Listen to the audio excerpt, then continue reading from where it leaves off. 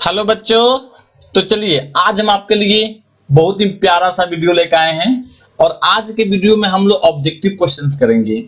और हाँ बच्चों, हम आपको बता दें कि यह पूरा एक सीरीज चलेगा आपका ऑब्जेक्टिव क्वेश्चंस का।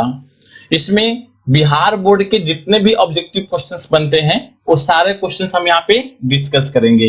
तो चलिए स्टार्ट करते हैं। और आज के क्लास में हम लोग पढ़ेंगे ऑप्टिक्स पर डिपेंडेंट क्वेश्चंस। और हाँ बच्चों, यह वीडियो बहुत बड़ा नहीं होने वाला है। इसमें हम लोग स्टेप बाय स्टेप मतलब कि पूरे सेक्शन वाइज करके ऑब्जेक्टिव क्वेश्चन को सीखेंगे विथ सॉल्यूशन। तो चलिए स्टार्ट करते हैं। देखिए आपके स्क्रीन पे क्वेश्चन दिख रहा है, in which mirror imaginary image form. आपसे पूछा है कि इसमें से किस में बनता है इमेजिनरी इमेज। तो प्लेन मिरर लिखा हुआ है, ओनली कनकेव, ओनली कन्वेक्स और ऑल ऑफ दी। बच्चों इसका सही आंसर क्या है? डी है, क्योंकि वर्चुअल या इमेजिनरी इमेज सब में बनता है, प्लेन में भी बनता है, कनकेव में भी और कन्वेक्स में भी, इसलिए डी क्या है इसका सही आंसर है। आइए अगला क्वेश्चन देखते हैं हम लोग। नेक्स्ट क्वेश्चन है कि virtual and large image form in, मतलब कि किस में वर्चुअल और बड़ा इमेज बनता है। लिखा हुआ है कन्वेक्स मिरर। बच्चों आपको याद होगा कि कन्वेक्स मिरर में ओनली छोटा इमेज बनता है। बी में कनकेव मिरर, तो कनकेव में क्या बनता है? वर्चुअल और बड़ा भी बनता है। प्लेन मिरर में क्या होता है? बराबर बनता है। तो सही आंसर क्या हो जाएगा इसका? कनकेव मिरर ए। वर्चुअल पूछा है और लार्ज कहा है ना, ठीक है, इसलिए क्या होगा इसका? कनकेव मिरर सही आंसर हो जाएगा। चलिए नेक्स्ट क्वेश्चन देखते हैं। नेक्स्ट क्वेश्चन है question number 3, pin hole camera works on the basis of. देखिए पिन होल कैमरा किस पर डिपेंडेंट है, किस थ्योरी पर बेस्ड होता है। तो देखिए इसका सही आंसर क्या होता है बच्चों? Linear expansion. ठीक है, क्या होगा? लीनियर एक्सपेंशन पे। तो डी इसका सही आंसर है। क्वेश्चन नंबर 4 पढ़िए।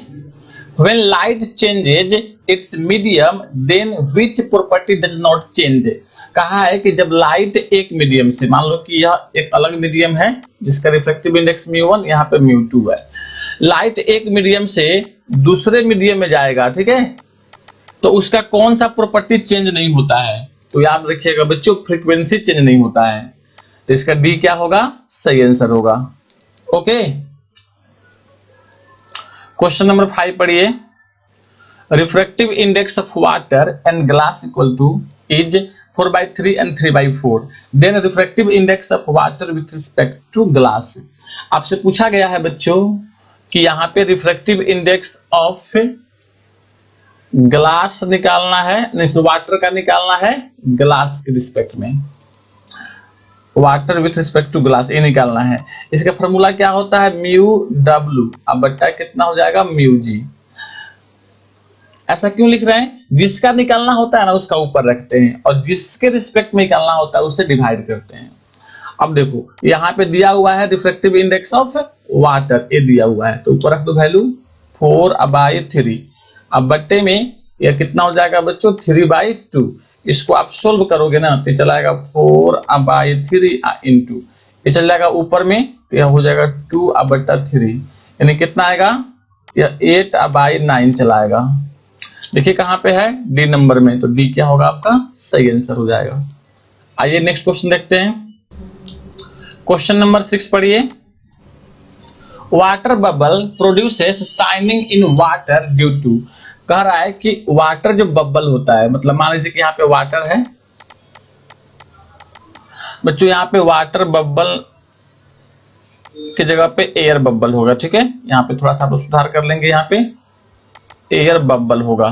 तो air bubble produces shining in water due to, water के अंदर आप देखते हैं ना जो छोटा छोटा एयर का बबल होता है ऐसे बुलबुला, यह क्या होता है? चमकता है। इसका कारण पूछा है कि क्या होगा? याद रखिएगा टोटल इंटरनल रिफ्लेक्शंस, ठीक है, सी इसका क्या होगा? सही आंसर। आइए नेक्स्ट क्वेश्चन देखते हैं। क्वेश्चन नंबर 7 पढ़ते हैं। Critical angle is the incident angle in denser medium for which angle of refraction in rare medium is. आपसे पूछा है कि क्रिटिकल एंगल डेंसर मीडियम में वह एंगल होता है जिस पर रेयर मीडियम में एंगल ऑफ रिफ्रैक्शन का वैल्यू हो जाता है।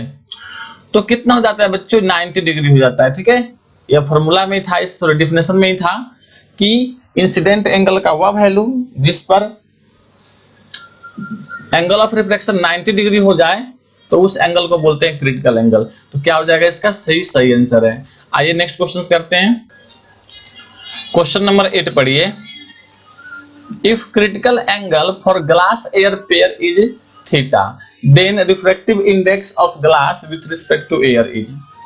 आपसे पूछा गया है कि ग्लास और एयर के लिए क्रिटिकल एंगल का वैल्यू कितना है, थीटा है, यह दिया हुआ है। मतलब कि आई सी कितना है, थीटा है। तो आपको निकालना क्या है बच्चों, refractive index of glass mu g का वैल्यू आपको निकालना है। इसके लिए फॉर्मूला क्या पढ़े थे हम लोग, साइन आई सी था यहाँ पे, तो आई सी की जगह पे क्या हो जाएगा, अब थीटा हो जाएगा इक्वल टू, यहाँ पे होता है बच्चों म्यू वन अब बटा म्यू टू। याद रखना ऊपर में रेयर मीडियम, नीचे में क्या होता है डेंसर मीडियम। तो यहाँ पे रेयर मीडियम तो क्या हो जाएगा एयर, और एयर का रिफ्रैक्टिव इंडेक्स 1 अब बट्टे, यहाँ पे ग्लास का रिफ्रैक्टिव इंडेक्स होगा क्योंकि ये डेंसर मीडियम है म्यू टू, तो यहाँ पे क्या लिखेंगे हम लोग म्यू, यहाँ पे जी लिख देंगे। अब क्या पूछा है देखो पढ़ लीजिए। If critical angle for air glass pair is theta, then refractive index of glass with respect to air. आपको क्या निकालना है, म्यू जी का वैल्यू निकालना है। तो यहाँ से हो जाएगा म्यू जी इक्वल टू, इसको इधर लाएंगे और साइन को इधर, तो 1 बट्टे कितना हो जाएगा साइन थीटा। अब 1 बट्टे साइन थीटा को क्या बोलते हैं बच्चों, कॉसेक थीटा कहते हैं। ओके, तो देखिए कहीं लिखा हुआ है क्या, कॉसेक थीटा, बी नंबर में लिखा हुआ है, तो बी क्या होगा अपना सही आंसर हो जाएगा। ओके बच्चों, आइए देखते हैं क्वेश्चन नंबर 9।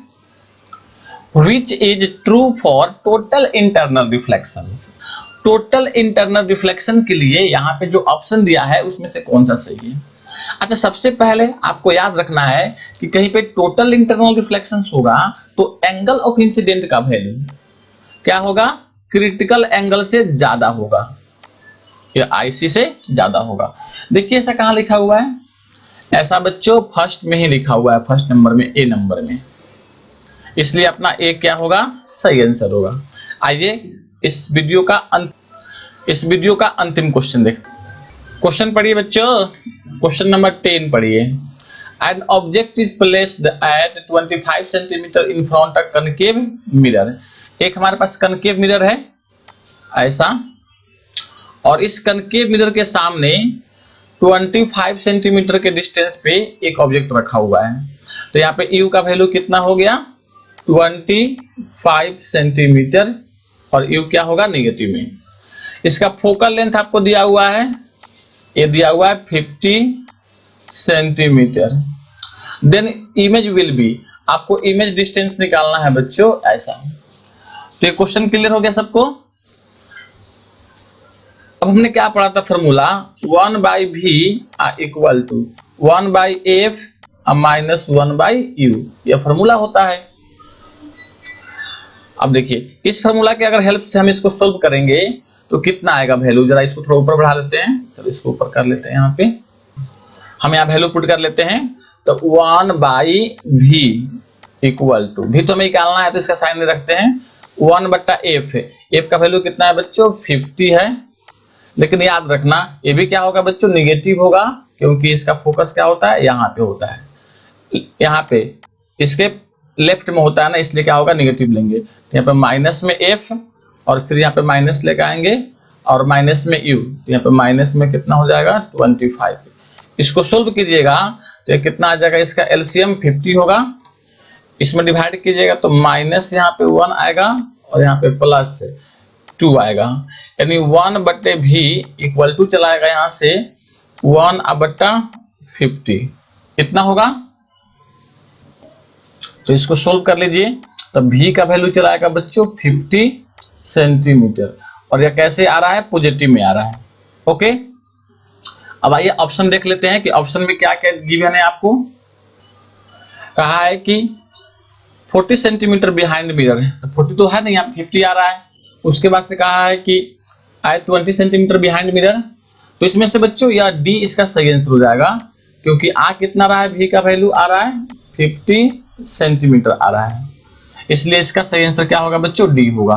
ओके, तो हमें उम्मीद है बच्चों कि इतना आपको जरूर समझ में आया होगा, और इसका जो सेकेंड पार्ट है हम अगले वीडियो में करेंगे।